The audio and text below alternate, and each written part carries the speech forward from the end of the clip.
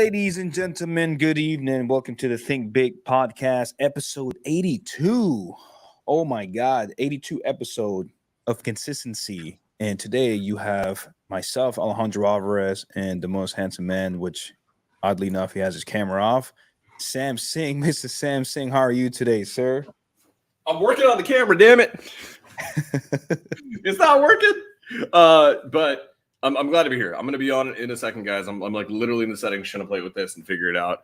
Give me 1 sec. But Alejandro, while I'm figuring this out, what do we got going on today, man? What are we doing? Man, today we're going to do some Q&A, which we really don't do much, and we started doing a little bit more often this quarter. There's a lot of people have tons of great questions, so I'm really excited about that, especially when it comes to business topics, because Sam, you go crazy with these business talk. But that's pretty much what we're going to be going over. And Holy Grail of Growth, which shout out to Sam for the amazing topic for today. I'm sure you have something in mind today, but man, congratulations to me. While Sam gets his camera situated, I'm just going to go ahead and not be humble and say I've completed 100 miles in less than 3 weeks. Let's go. Yes, 100 miles running? Yes, sir. Running, a high-speed walk, jogging, all mixed in together. Huge. Freaking huge. How was that? What did you learn from doing that? What I've learned is that there's so much more to you, to yourself, and what you currently are. Like, if you feel like you're amazing at what you do, just know that there's still a future you that's way better than you are. And it's just fun to chase that person. Now, obviously, there's pros and cons to everything, right? Sometimes you're going to feel like you're never satisfied with the amazing things you do, which is really difficult for a lot of people. But for me, I can just look back and like, yo, dude, I've never ran 100 miles. In fact, I hate running. And the fact that one of our best friends, Sam, Mr. Marlon Johnson, ran across the country, that was just very inspiring. And he did it for a good cause and did 100 miles. I'm like, you know what? I just want to run with you, man. You're my best friend, and I see you're inspiring other people throughout the country. I just want to be able to run and just be proud of the moment with you, if that makes sense. But that was great. My knees are definitely hurting every single day now. Guess your age gets to you, but I'll get that check, see what happens. But I had to buy a knee brace. I refused to buy the knee brace, but for the last 20 miles, I just went ahead and got on Amazon, bought the knee brace, and it had definitely helped out to get to the finish line. But that was really great, man. I feel really good about it. I'm looking forward to the next challenge. And yeah, I think I'm going to push. I wanted to do 100 miles, Sam, by 2 weeks. I know you weren't there for that episode, but I wanted to do it within 2 weeks. And unfortunately, I didn't get to 2 weeks. And when I got there, I wasn't upset that I didn't get there in 2 weeks. Because after the first week, I didn't realize, holy crap, this is actually not going to be that easy. You got business fires going on, you have your life going on, you have, family stuff. And on top of that, you're trying to get 10 miles per day. It's pretty complex to complete that consistently every day, unless I just sleep less, which again, if I sleep less, I have less energy throughout the day, which can reflect on how my business operates. So for me, I got it done in 2.5 weeks. Not 3 weeks. I didn't go the whole 3 weeks, but still got it done. In fact, I went over 100 miles. I didn't realize because I stopped tracking. Because you ever heard of Strava, Sam? Strava, the little app you track. Yes, I was using it. It's so complicated, dude, to like track how many miles you did in every week. It's like it's glitch or something. You click the whole year or the month, and it just shows you what you did the week before. I'm like, dude, all right, whatever. As long as I do no less than 5-7 miles per day, I know I'm gonna get there anyway. So I just stopped tracking, and at some point I was gonna walk to the coffee shop and I say, "Hey Siri, how many miles have I ran this past month?" She said 108. I'm like, "Oh, I already did it." And then I did the math, sat down. I'm like, "Oh yeah, I did. I did one over 100." So that's what happened. I dig it. The fact is, you told yourself you were going to do something, and even though things didn't go perfectly, you still did the thing.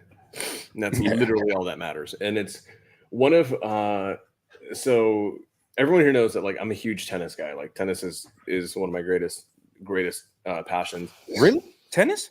Mhm, mhm. I didn't know that. You knew that. You just don't pay attention to me. Um, here's the thing. There's a book that was written by a tennis legend. In the book, it's called Winning Ugly. And the Mm. whole point of it is no matter what, just win. No matter how bad it looks, no matter how much you have to grit down and grind away, and if the tennis gets ugly, if your form breaks down, if you have to like not be the most beautiful, elegant player on earth, no matter what, just win, even if it means winning ugly. On days you feel like shit, it's okay, win. On days you feel great, it's okay, win. But no matter what, be comfortable winning. And that's a huge thing for a lot of people, especially a lot of tennis players, is they want to win, but they want to win in style. They want to win, but they, unless it's perfect and beautiful and, like something like Roger Federer did it, they just don't want the win. It needs to be perfect, right? And it's funny, when you get to like the collegiate Division 1 level of tennis, you really start understanding that winning pretty is not a thing. It's rare. In fact, the game is excruciatingly physical. The game is just difficult as hell, and the key is to win ugly. The key is literally just to outlast the other guy, no matter how ugly it gets. And so I love that, dude. You set the goal, right? The knee hurts, your body wears down. You tried the app. The app was too convoluted, whatever, right? It doesn't matter. You know what still got done? You won the 100 freaking miles. That's literally all that matters is you won the 100 miles. So I love it, dude. I freaking love it. But let's get into this, guys. So today we're going to do 2 parts, Q&A, and then we are also going to go into what I firmly believe is the holy grail of growth. And it is something that I've never seen anyone fundamentally talk about. And it's not, I think legitimately, I think outside of like maybe like an Alex Hermosi type, I've never seen an influencer articulate this principle. And I think this principle, if everyone just turns their brains off to everything else and only focuses on this one thing, your businesses can double, triple, quadruple. Alejandro, over the last 4 months, I did no traveling. I did no speaking, right? I just stayed at home, got on 0 stages, and I just focused on this one principle. It was funny. And in that time, we literally doubled our business's revenue, legitimately doubled it in that 4-month time horizon. And the fun fact is there was no magic to it outside of this one key principle. We're going to talk about that later today. But what I want to do is I want to get into some Q&A. I've got phenomenal questions that people have been DMing me on Instagram and on Facebook. So I want to address a few of those and just have an open discussion about that, right? Some are personal, like about personal life. Some of them are about business life. Alejandro, I'd love to get your perspective on these 2 things. Also, if you're in the chat, drop questions. Like seriously, tell us what is the biggest pain point in your business right now. What questions do you have? How can we help you? Because I don't do Q&A. Like if you DM me questions, like you're going to get a response maybe 2 weeks later. It's just the way it is with me because I'm a horrible responder. So like use this time, please. Absolutely use this time. We're completely open books here on any topic you want. But Alejandro, this is a question that I keep getting over and over and over and over again. And it's funny because I don't know that this question should be coming to me and probably shouldn't even be coming to you because neither of us are married. Neither of us are married. Neither of us have kids. You might have a kid that you don't know of. I don't know. But like the reality is I keep getting this question all the damn time. And the question usually comes from my male audience. And the question is always something to the effect of, hey, Sam, I can't get my wife on board. My wife doesn't support this, right? And they're in the grind phase. Okay. What's your answer to that? Can people get their wives on board? How do they do it? Is it a thing? Is it possible? Like, what do you think in response to that, Alejandro?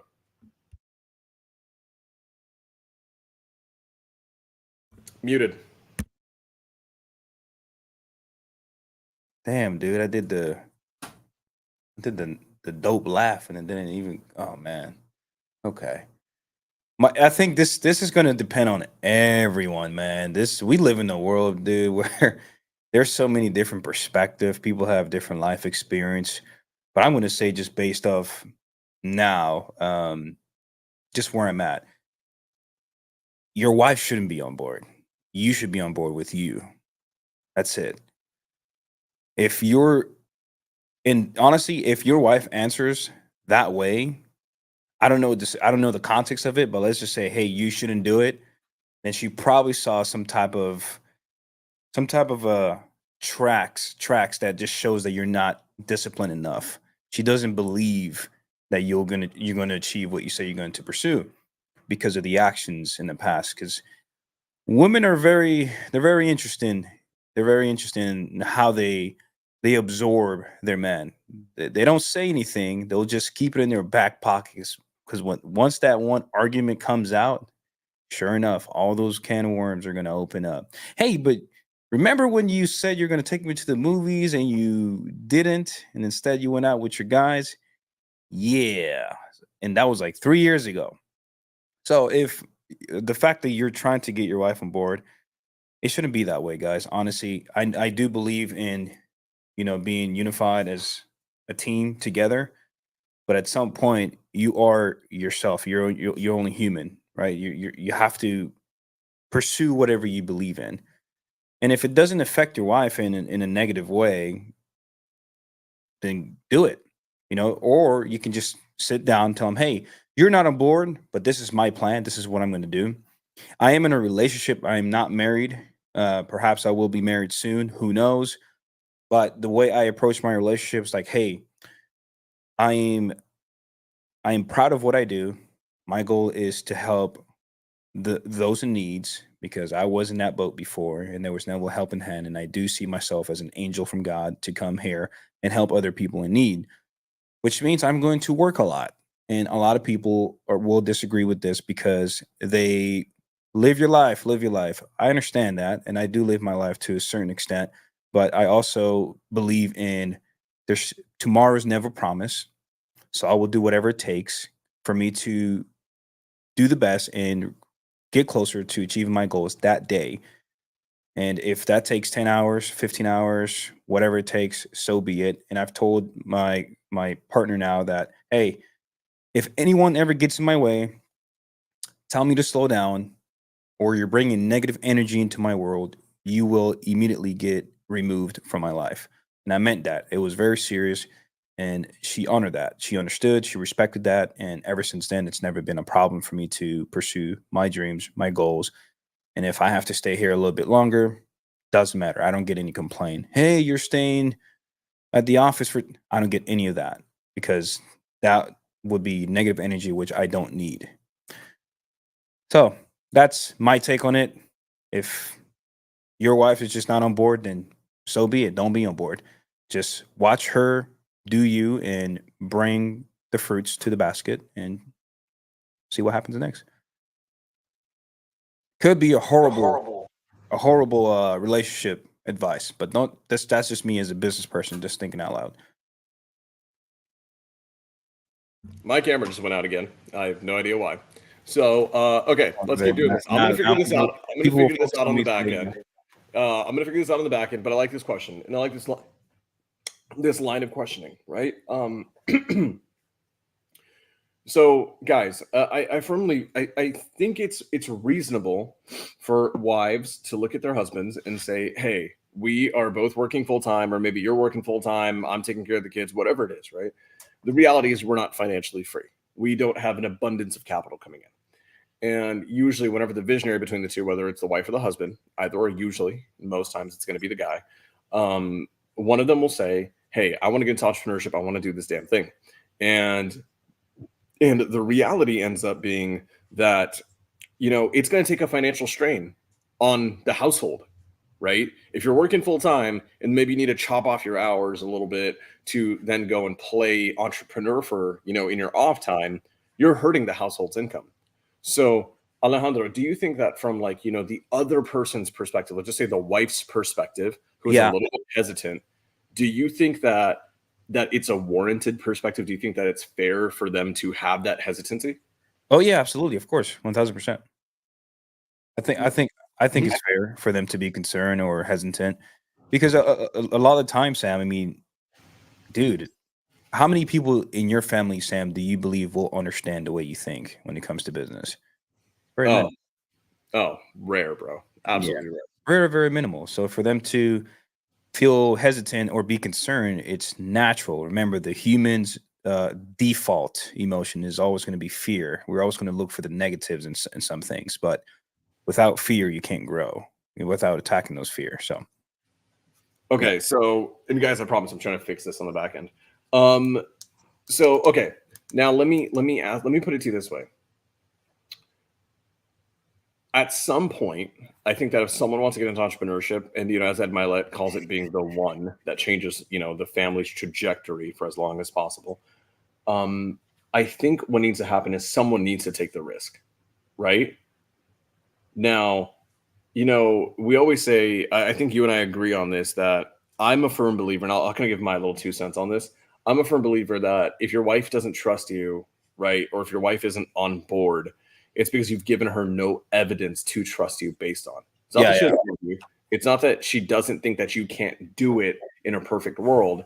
It's just that you're asking her to take a leap of faith without any evidence. And that's a difficult thing to do for anyone, especially when things like financial stability is on the line, right? oh yeah, So my take is that it is completely fair for them to feel that way. Now, Alejandro, we talk about this. I think you and I both agree that, like, hey, visionary or the man or whoever it is, either or, you need to show up with a stack of proof to your partner, right? yeah, absolutely. What does that stack of proof have to look like? It'll have to be some type of consistency in their world currently. I don't know what that could be, but like prime example, I this is just different. Myself, I bring my partner flowers every single month. This is something I've done since just growing up with my mom and watching what makes her happy. I've always done that. So there's always been some type of consistency there. Like, oh, this guy just never miss every month. If I say I'm going to do something, then we're going to do it. Unless I say, hey, I'm planning on doing this, but I'm not sure how my business is going to be at that time. So if it happens, it happens. And for that person, it could be something different. Like, hey, I'm going to take you out on this day. Good, take you out on this day. I'm going to bring you flowers. Consistency. I don't know. It could be something. Just show some type of consistency. We're like, wow, this is a different man. I don't know about you, Sam, but this is a little bit off topic. But have you ever dated a woman that told you, like, I've only gotten flowers on Valentine's Day? Yeah, of course. I mean, I would say that's 99% of women out there, right? That's crazy, dude. That's again, remember how I live, bro. Like, okay, tomorrow's never promised. So I'm always going to show that flowers every day is it's stupid. So you do it every month just to bring that appreciation. And of course, to a woman, it's a big deal. It's a humongous big deal, at least to the woman I date. I love it. I love it. So, I mean, really what's happening right now is Alejandro is basically just throwing every other man under the bus right now who isn't buying their women flowers every single month. That's really what's happening. That's crazy. That at least buys you, for those out there, that at least buys you a late night per se. If you have those type of problems at home where your wife gets mad at you, if it's like overtime at the office, get her flowers. She'll leave you alone for a couple of days. Love it. Love it. Okay. So that's a great one. I agree. I think at the end of the day, you have to show up with some form of consistency. And I think you worded it really well when you said that it has to be a result in their eyes, not in yours. Yeah. Right. Because a lot of the times as guys, we may be like, we tend to shoot really high and we think that, unless we make like $1 million, like it doesn't count. I think it does count. I think growth counts. I think momentum counts. I think consistency counts. But I think we need to also do a better job of understanding that incremental results for us look different than for them sometimes. And all that needs to happen is a high degree of communication between them. I think someone's at the door. Hi, Aces. Yeah, you keep rolling. Keep rolling. Yeah. So yeah, guys. So for those who are watching this in the future, man, like, dude, buy your girl some flowers. Be consistent in the world that you both live in together, because it's going to be tough for her or him to understand your vision in the future if there's no type of consistency in the current world you both live in. That would be the easiest thing you can do, and it's mandatory, man. Jesus Christ, like, what are you guys doing? Okay. I've got this question, and then this is an important one. I actually had this discussion with someone yesterday who is an extremely high level experienced investor. And I want to have this talk. Is it possible right now in today's market, right, guys? I guess I want you guys to make no bones about this. It is a difficult market to be doing direct seller marketing right now. Like, and depending on your specific market too, your individual markets. Like if you're in the middle of, you know, Ohio or Indiana or something, and you're like in a low value market, like it's still pretty easy to wholesale and get deals consistently and spend very few dollars on it. But the reality is, in most really good markets that are like really expensive to be in, there's a lot of market competition. It's a tough time to be a wholesaler. It is actually a tough time to be spending money on direct to seller marketing. Doesn't mean wholesale's like a bad time. It just means that, like, unless you're well capitalized and you have a phenomenal infrastructure, it's going to become really hard for you to grow and sustain growth. So what ended up happening is I was talking to this investor yesterday who's a phenomenal business owner, you know, knows way more than I do about real estate, just absolute beast of a human being in this industry. And this person is in an extremely difficult marketplace, right? They're an extremely high value marketplace that has very low distress, right? You got higher price points. You've got basically no distress because that entire area is doing well. It's massively appreciating, right? There's not like foreclosure rates are almost like non-existent in this place. So this leads me to this question, because I think everyone, and it's not a question, it's more of a topic that I want to give a hot take on. People are going to tell you that you can absolutely crush it with direct to seller marketing in every market, no matter what. And I'm here to argue that I don't know that that's always going to be possible in every market with every marketing channel all the time. And it's like, I think that if you go to specific markets that have high valuations, very low socioeconomic distress, you have little foreclosure, you've got very few divorces, you've got very few evictions, you've got all these things happening, it tends to be that most marketing channels won't work. And because it is high value, you'll have like big hedge funds playing. You'll have like, you know, so much buyer activity, right? But not enough distress on the back end. Because, like, let's be honest here, Alejandro, when we go off market direct to seller, we are actually looking for distress to solve, right? That's literally what we're doing, right? Our buyers don't eat and they don't get their deals unless we go solve distress-based problems on the front line, right? What happens when you're in a market that has socioeconomically no distress? You're in a city that property values are high, right? Everyone makes a ton of money, so foreclosures are non-existent, right? Let's just say, these guys, this is true. Like, people think that religion doesn't have something to say about markets. Absolutely does. There's markets where like everyone in that market, or 95% of the people in the market, are all within one type of religious affiliation, and they have these super strong cultural norms attached to it, and that affects, are they going to get divorced, right? Because divorces are a phenomenal list type, and how they handle these things. So I think if you asked me a year ago, I would tell you, like, yeah, you can go crush it in any market. You just need to be resourceful. I would say now there are definitely markets that are popping up that are becoming more and more evident that you will lose money no matter what you do trying to run a direct to seller operation. Damn. And I want to hear your take. What do you think about that? I think it's definitely true, man. I mostly felt the freaking big slowdown, like right after, you know, the market skyrocketed, and right after when it went back down or back to normal, when interest rates started going back up high. Dude, we felt that. It was heavy.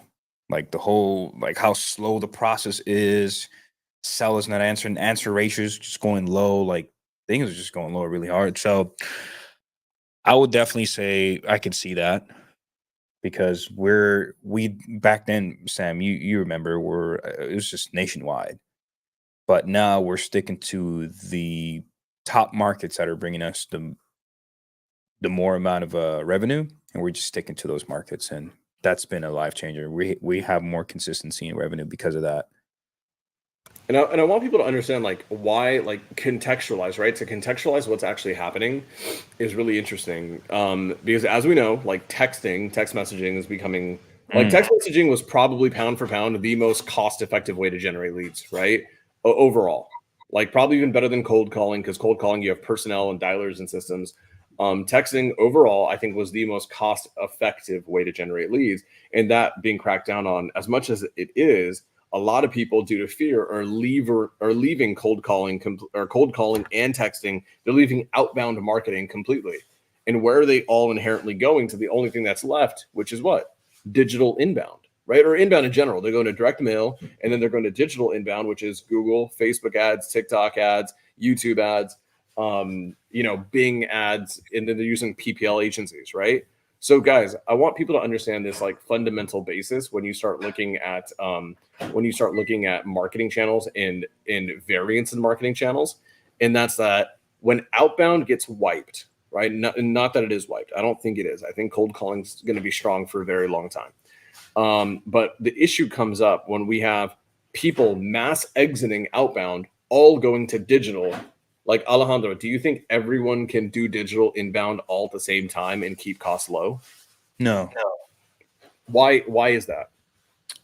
Well, because number one, the more people you have using the system, the more companies are going to start coming out, the more prices going to get more aggressive. Oh, wait a minute. We have X amount of people doing this. Now we have to increase the prices, which is good. The higher the prices are, the more it kicks out the beginners in wholesale real estate. So it's not for everyone for sure. At some point, it's probably going to come up to like the mail-in campaign, Sam, where it's just a very unique niche amount of wholesalers that use mail because it's very expensive but very lucrative as well. Well, I mean, I would say this, that like, is it expensive? Yeah, absolutely it is. But the thing with direct mail is that compared to, digital inbound, I think it's actually probably a little bit more cost effective overall, because I think people are flocking to digital inbound more. I think people are going to PPL agencies a lot more specifically. And so what ends up happening there is like, guys, like if you guys didn't know, with digital inbound, Google, Facebook, all these things, everyone who's playing that game is competing for the same customer. Like there's no infinite amount of sellers out there. Like in any given marketplace, there is a market cap with how many people have distress at a given time, right? Fortune's in the follow-up. You can keep following up until someone experiences distress, but at any given time, there is an actual market cap at how much distress is actually out there. I think there's a ton. The problem is when everyone tries to target all that distress the exact same way, right? Like let's just say Google ads, for example. What is Google ads? When you're running Google ads, right, all you're doing is trying to rank as a result for someone searching something, right? And people in distress typically only have like a strong handful of things that they'll search for, like, how to sell my home, how do I get out of my mortgage, how do I do all these things, right? A bunch of how-to questions. And the problem is we now have a new service agency or a new wholesaler running ads every single day, all searching for the same things. And what ends up happening is Google and Facebook, like Google and Meta, when they're running your ads, they're literally having you bid against the next guy to see who can get the ranking, right? Like that's literally it. And what does that do when 100 people are searching for the same thing or 1,000 wholesalers are searching for the same things? The expenses go up. And then now what's happening, the reason I'm even bringing this up is because I was talking to this business owner who is in a market where it's extremely expensive, costs a lot of money to market there. You have every hedge fund on earth, and now everyone's flocking to digital inbound, right? Digital inbound is going through the roof. To be competitive in that market, bro, they have to spend minimum 20 to 25 grand a month in PPC ad spend. And then you've got your payroll, and then you've got your dialers and your systems and everything else, right? And then it's absolutely insane to understand or to see what's happening in certain marketplaces. And like, so a lot of times people tell you, it's like, no, you can run every marketing channel in every market on earth, period. It's just, no, you can't. And I was talking to this owner, I'm like, yeah, you can keep running this channel, dropping 20 grand a month, 25 grand a month, 30. If you want real results and you want to get deals consistently, you probably got to jump it up to 30 grand a month, right? Between 25 to 30K a month. What ends up happening is this: wholesaling, you're probably not going to make enough on the assignment fees to stay profitable. You're going to have to then start entertaining much more risky exit strategies like fix and flip, right? Which have a longer cycle for you to make money, because a wholesale can be done in 45 days, right? Of getting the contract. But a fix and flip, you get the contract signed, and you may have a 4 or 5, 6 month process, right? It's a longer time before you get that money back into the business. What ends up happening is like certain marketing channels, like people are getting priced out of their own markets, and you objectively cannot run certain marketing channels in certain markets and staying profitable while still wholesaling. You would have to get into riskier exit strategies. And right now, with everything in fluctuation with the economy, it's kind of dangerous to be entertaining riskier exit strategies. Like for me, I want nothing to do with flips. Absolutely nothing to do with flips. Just because a flip right now, depending on what type of flip, even if it's like a wholesale or it's, a 3 to 4 month expectation, that 3 to 4 month expectation can very quickly turn into a 6 or 7 month hold time. And then the danger is what, Alejandro? That we don't know what the economy is going to look like in 6, 7 months. Right. We don't know what buyer activity is going to really look like in 6, 7 months. And the big danger is that we have all these people on YouTube and social media, all these gurus and influencers basically saying that it's a beautiful time to be a flipper, saying that you should buy all these deals and get into all these big rehabs. And then what ends up happening is they also don't know what's going to happen in 6, 7 months. They really don't. And so I'm kind of at an interesting point, man, where I'm just like, it is now more critical than ever to be virtual and not be married to any one marketplace. Yeah. Like absolutely. Okay. But let's do you want to hit on that anymore before we move on? Because I actually do want to get into No, we're good. Okay, amazing. Okay. So I'm formally publicly speaking again, right? Like I'm getting back on stages and all this kind of stuff this past weekend. If you guys follow me on Instagram, you saw this past weekend. I was in Phoenix to speak at Ryan Zoln's mastermind. Ryan Zoln's an amazing guy. Runs an amazing guy. He's an amazing guy. He's got an amazing community, right? And I was honored to speak on his stage, right? Like literally the day before, Brent Daniels spoke, Steve Trang spoke on that same stage. And like the next day, I was actually the final speaker of the event, which I was so thankful for. And I gave this presentation, which was the 7 critical lessons I've learned from running $1 million business. And I did a bonus lesson, right? I did an 8th lesson. And that 8th lesson is basically what I would consider to be the holy grail of growth, right? And this is something extremely tactical. So if you're note takers, I would actually recommend like writing this down or practicing this as I'm discussing this so you guys can start like literally applying it in your brain. And this is something, Alejandro, you and I have talked about offline, I think a few times, but I don't think it's anything that we've ever articulated to the public. And that's the concept of a leverage multiplier.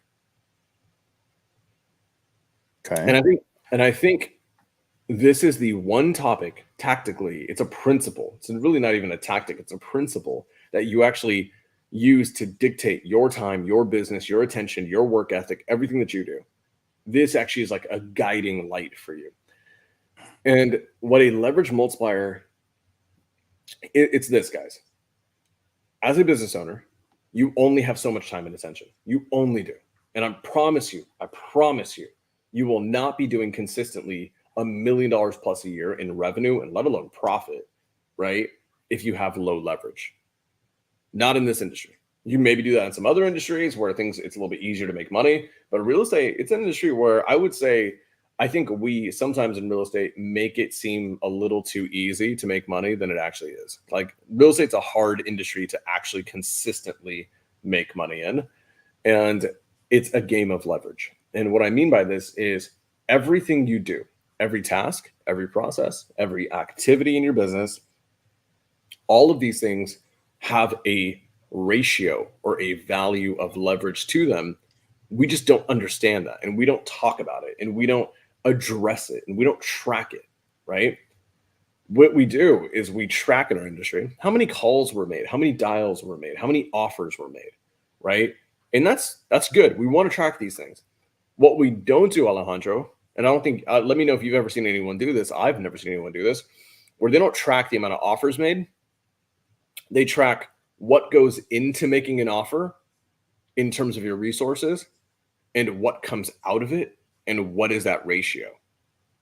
And that ratio, guys, is your leverage multiplier. And I want you guys to put it this way and think about it this way in your brain. If I go and pick up the phone and cold call, right? Alejandro, if I'm cold calling, what is the most I can honestly get reasonably as an output from that activity? What can I generate with that activity? Leads. That's it. And on per cold call, how many leads can I generate? Depends how many hours, but 1 or 2 leads a day.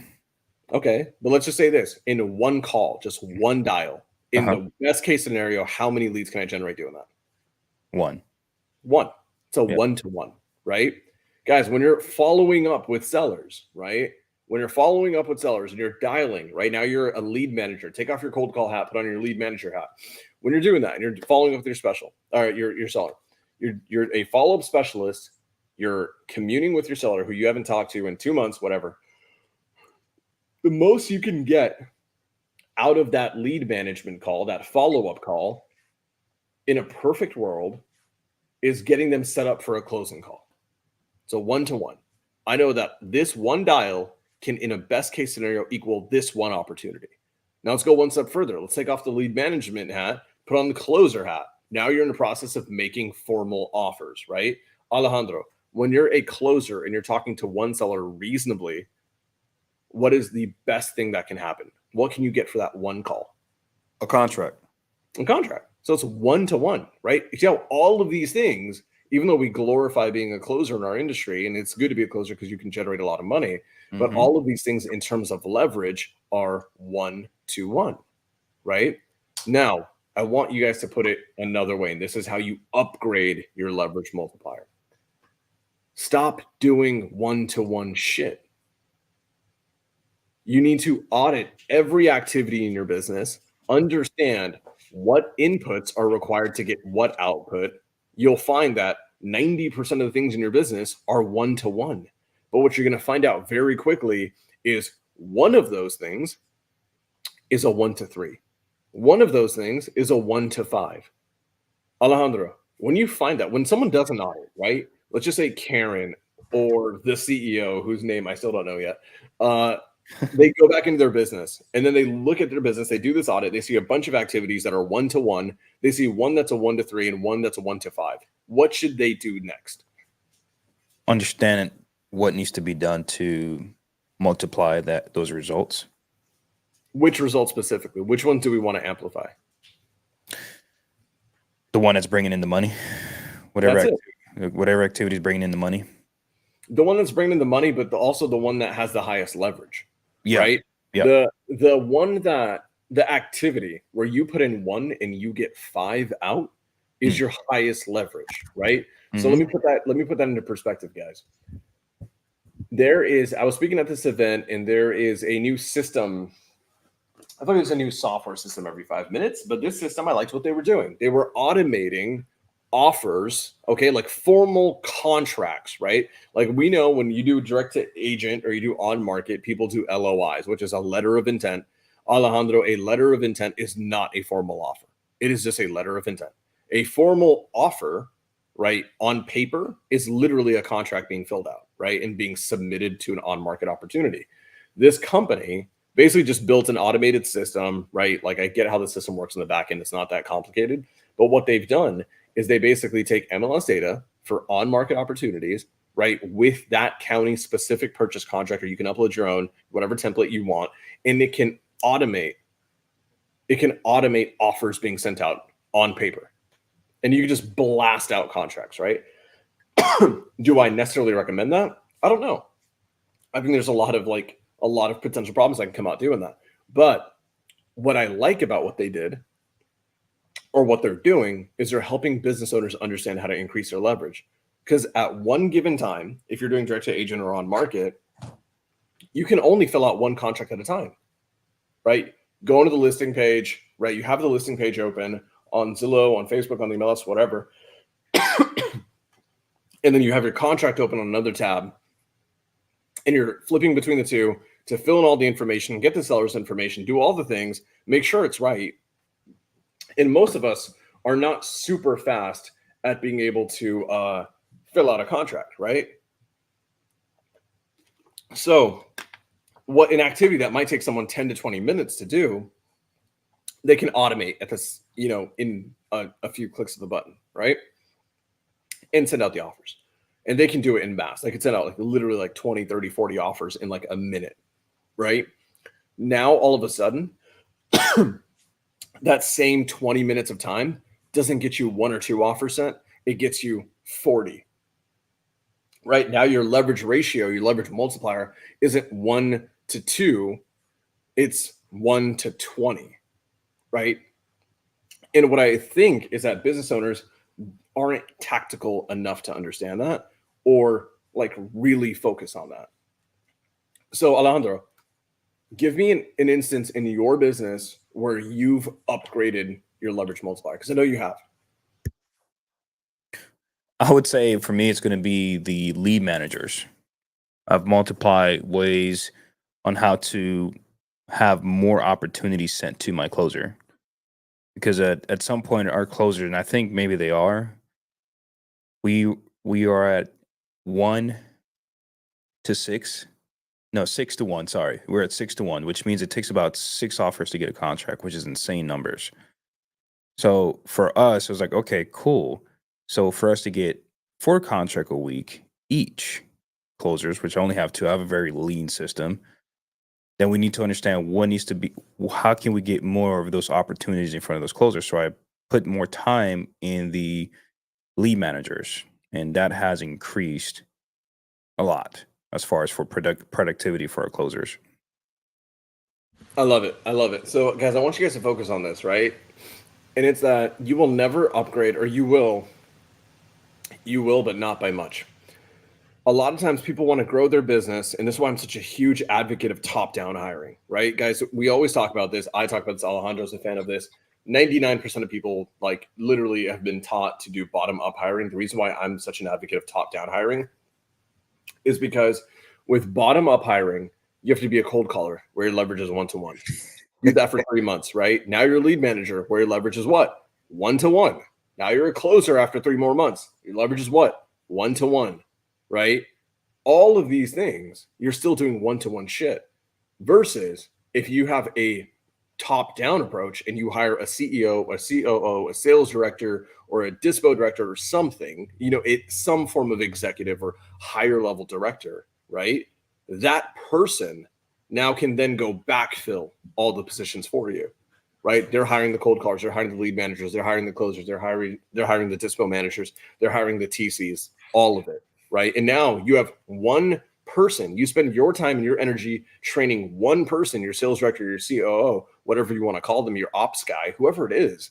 You spend your time not pouring into a cold caller, then a lead manager, then a closer, then a dispo, then 7 different roles. You spend all of your time pouring into one input, and that person goes and fills in the rest of the business for you with your guidance, and they will get 75 on the output. And like, this is the way that people need to think. And it's interesting because no one talks about it this way. Not a freaking soul. I literally was on stage or prepping to get on stage. I was watching a podcast, and it was by an influencer in this space. And this influencer kept telling everyone, you need to go do all the things yourself. You need to go do all the things yourself before you like think about hiring anyone. And I was shocked because I was like, you're literally telling people how to waste their life away. If they just understood how to upgrade their leverage, you could drastically grow your business seemingly overnight. And it's just, I don't think there's enough people in the industry talking about it. Oh, hey, Brandy, good to see you. It's been a minute since we've seen Brandy. Thank you, Rob. Yeah, I'm still getting off this, man. Okay. And I want people to understand this, guys. So during the 4-month travel hiatus, where I doubled one of my business's revenue, that entire travel hiatus had one goal, not to focus on all my businesses, but to focus on one of them, right? Really, truly one of them. In that one business, we doubled its revenue seemingly overnight, but it took about 4 months to do it. In that 4 months, we doubled our revenue. Officially, that business is now a 7-figure year business, which is amazing. Here's the key to that. None of the things that I did, Alejandro, were 1 to 1. In fact, I probably left, there's still so much work to do, right? A lot of those 1 to 1 activities still need to get done. Right now, there's just no one doing them, right? I just understand that if I spend most of my time doing the 1 to 20 activities, there would be a much bigger shift in the business. Now, at some point, do we have to go back and handle all the 1 to 1 activities? Absolutely. Someone has to do this. Someone has to set up the dialer. Someone has to go and set up the automation. Someone has to go and do all these things, right? But if I, as the business owner, am going to come back in and spend my time and attention and energy into this thing, I am not allowed to do those 1 to 1s because it'll take me 5 years to replicate the success I did in 4 months. And I want everyone to start religiously approaching this. And this is the key that I think that no one talks about. I don't think anyone, Alejandro, in this business realizes that the guys who are way ahead of us, the guys who are doing 7 figures a month, multiple 7 figures a month, 10, 15, 20 million a month, I don't think people understand that those guys at the highest level, guys and gals at the highest levels, they all religiously audit their leverage. And like, I want people to understand this, like everyone in the chat, like I want you guys to think about this. When was the last time you sat down in front of your big ass whiteboard and you mapped out everything that you do on a day-to-day basis and actually assigned a leverage multiplier or some form of numeric indicator, like data point of this is what this will actually allow me to do? And I can guarantee no one's done it. I can guarantee no one's done it. And this is the reality of this game, dude, is people need to start doing this religiously. And that's why I want everyone here this week, get in front of your whiteboard, get a pen and paper out, and I want you to literally map out every single task activity that there is possible in your business. And I want you to, don't lie to yourself about this because you think it's more important than it is. Be brutally honest with the leverage multiplier. Is this a 1-to-1, a 1-to-2, a 1-to-4, a 1-to-1, whatever it is? Just be honest with what it is. And then here's the key. Whatever you do, do not do the lowest ones. Only focus on the highest ones. And you're going to say, well, Sam, someone has to do these things. Like if it doesn't get done, like it's not going to work. I promise you it will work. You're just going to spend, are there going to be holes in the business that you will eventually need to go back and plug up? Absolutely. But here's the key. If you spend all of your time taking care of those little tiny holes, the 1-to-1 holes, right? How long is it going to take you to get your business off the ground and crushing so that you have enough money to go and like actually hire good talent? Versus if you just spend all of your time plugging up the biggest holes in your business so you don't have all these resources leaking out, you're taking care of your business, right? Only focus on the biggest holes at once. Do that for 3 months to 6 months. I think your business is actually, I know your business will grow so much more, so much quicker, and you will then have so many resources at your disposal where you can now go and hire as many people as you need. And here's the beauty of those 1-to-1s. Alejandro, do you need like A-level talent to do the 1-to-1 activities? No.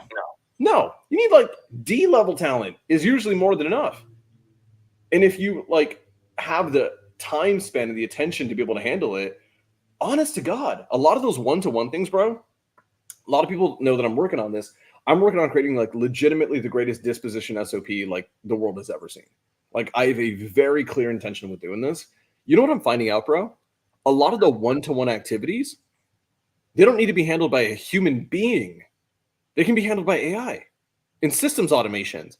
And like I had to, just so you guys know, this whiteboard looks super clean just because I was too lazy to move like from this spot to go live. I literally deleted everything on the whiteboard because like I was mapping out so much stuff. I'm realizing I could have just turned the whiteboard over because it's double-sided. I'm an idiot. But there was so much game on that whiteboard about AI automation and these new systems that we're tracking. Like we're testing out a new CRM. And this new CRM is going to be like, it's looking like it's going to be an absolute game changer in every single business that I own, right? But here's the key, guys. I wouldn't get to where I am right now, and I wouldn't have the ability to spend all of my time focusing on all those massive plays, right? Like systems, automations, I'll take everything to the 20th level if I didn't spend the last 4 months just working on upgrading my leverage at the highest level. So I don't know if any of that made sense. I hope it did. Alejandro, did that make sense? Or is that just like Sam going on one of his tears?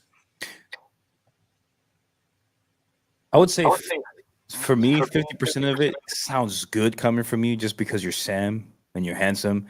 And then the other 50% is like super gold nugget and the other 10% of that 50%, I'm already understanding how I'm going to implement it into my business.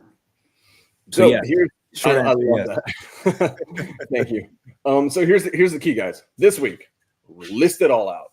Do not lie to yourself about your leverage multipliers and what you think is important in your business, because I promise you, bro, do you guys know? Oh my God. I've said this before, and I swear to God, no one understands the value of this when I say this. Alex and Layla Hermosi, right? Alex is 34 years old right now. He's doing about $17 million a month at 34. Dude's going to be a billionaire in the next 2 to 3 years, right?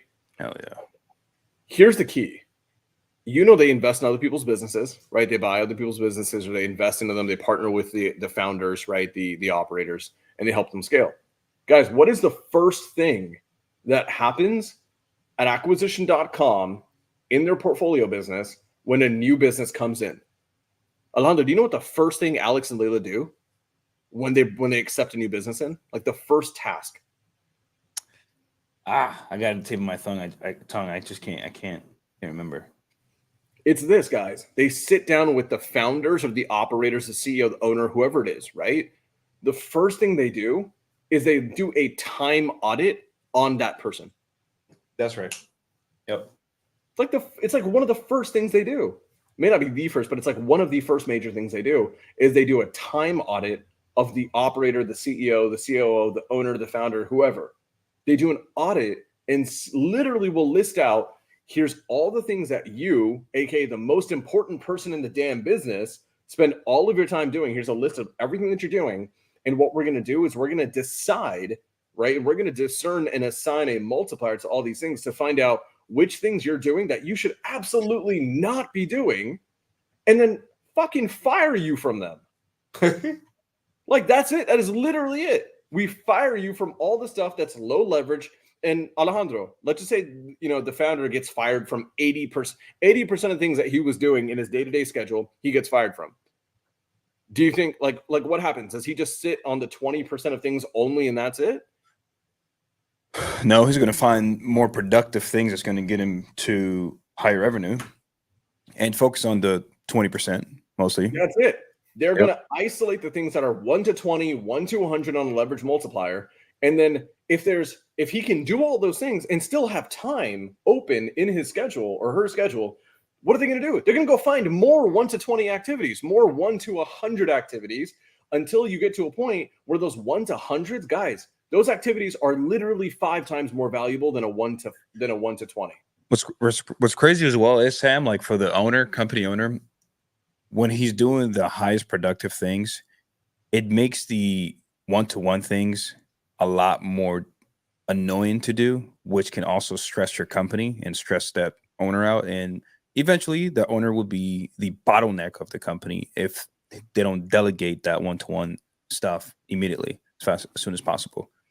Dude, that is so true. Like, people don't realize this. Alejandro, you've seen what I believe firmly, and I think Marlon feels similarly. I know Logan Manzanares feels similarly.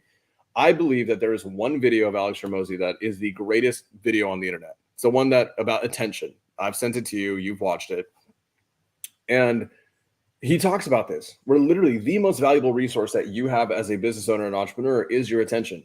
And if you are solving a lot of little problems, you lose your potency and your ability and your energy and your life force to solve the biggest problems the best possible way.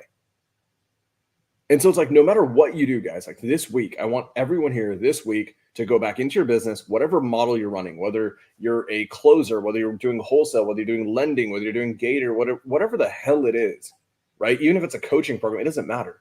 List out everything that needs to be done in your business, assign a leverage multiplier to all of them, only stick with the highest ones, fire yourself from the rest. And then what you're going to find out is that if you just fill your table doing only the 1 to 20 activities and none of the 1 to 5, leave them all. It's okay. You may feel like, holy crap, someone needs to do all these things and like they need to be done, because if they don't get done, I'm going to freak the hell out and the business is going to fall apart. It's okay. Only do the 1 to 20s and like the world isn't going to end. In fact, your business is going to grow tremendously. And what's going to end up happening is, because it's growing tremendously, you're going to make a lot of money. You'll make a lot of money. Will there be holes in the business? Absolutely. And then you just hire people to handle the small things. And then now, guess what happens? Your business starts leveling up even more. And it's a game of incrementally doing this. And guys, you guys need to be doing this minimum, in my opinion, on a quarterly basis. Every 3 months, without fail, you need to be doing this. I would argue that the best on earth, the best business owners on earth, they probably do this, man, I would say minimum once a month. Minimum once a month. And the fact is, most people, most of us, because we were never taught this, we don't do this at all. Like, we go years without doing this. This is why we still have closers. I'm sorry, this is true. This may hurt someone, and that's okay. I say this out of love. We still have closers who've been in the industry 3 years. Guys, there's been closers. I'm not even 3 years in yet. There's people who've been in the industry for 7 years, and they still go live every day on YouTube calling sellers because they think closing is like the most important thing on earth. And it's why their income will always be capped, because they may have a 1 to 20 skill set, right? But they never got themselves to be able to understand there's 1 in 100 opportunities. And they've never removed themselves from the 1 to 20 seats. And so that's a huge thing, guys.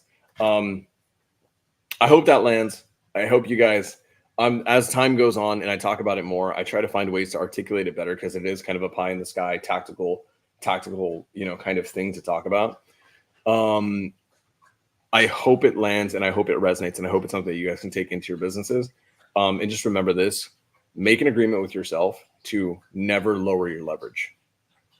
Never lower your leverage, no matter what. If you're at 1 in 5, right? The second that you decide you're doing 1 in 5s, you are never allowed to go down. You're not allowed to do a 1 in 3, a 1 in 4, 1 in 4.95. You are only allowed to do 1 in 5s. And then you keep doing it. You keep doing it. You keep doing it. It's how you reach the top, in my opinion. Alejandro, we are up at time. Yeah. I hope. I don't know. Did you feel that was valuable at all, or should I never talk about leverage again? No, that was very valuable. I think for some, and I'm saying this because I'm talking to my past self, be open-minded to things that are being said, even though they don't apply to your current situation, because there's going to be a time where you're growing and you won't have, you're going to feel very limited, like capped out. And this episode will have the answer for you. You know, I do believe focus at one thing at a time, but I also do believe that at least understand what that vision in the future is going to look like for you. So just be open-minded whenever you listen to this. Like, hey, man, I just want to learn how to get my first deal.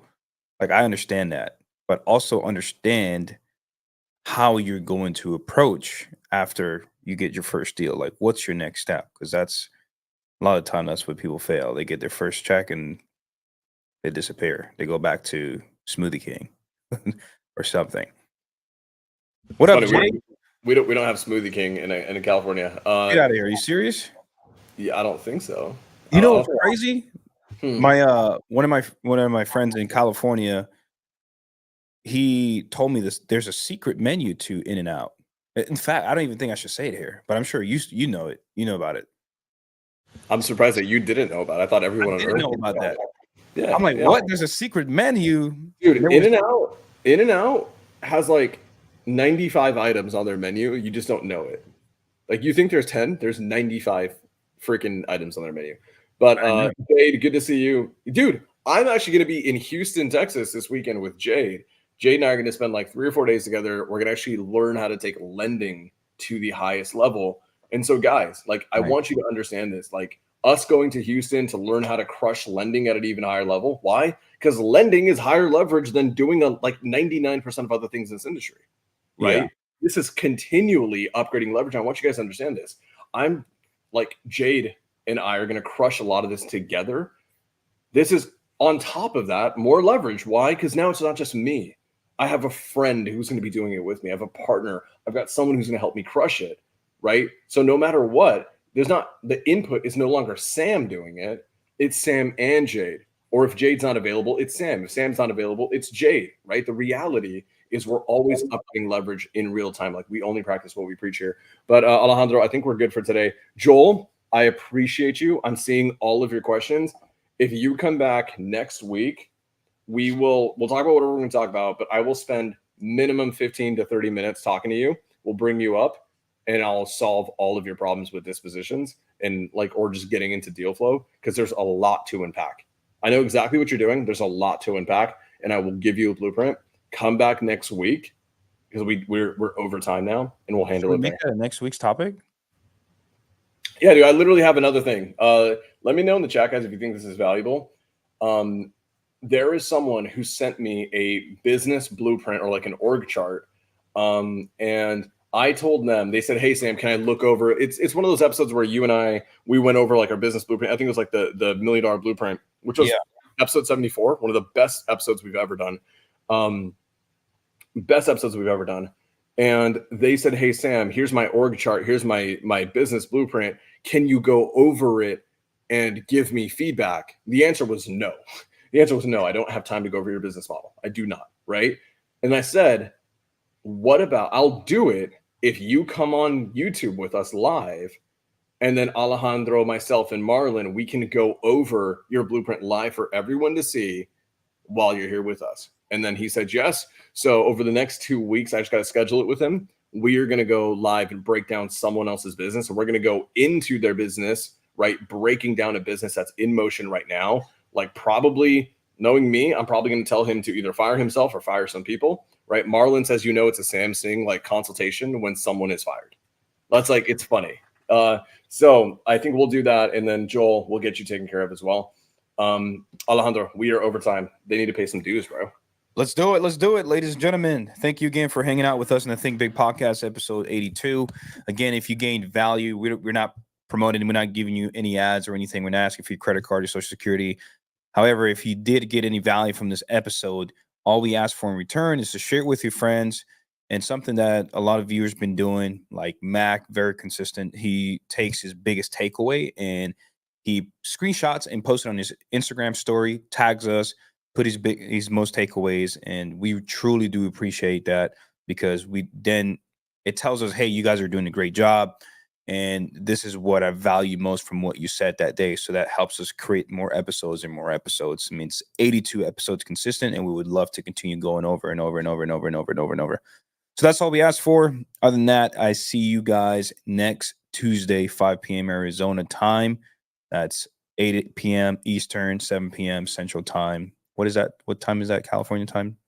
It's 5 p.m. Yep. See you guys next time.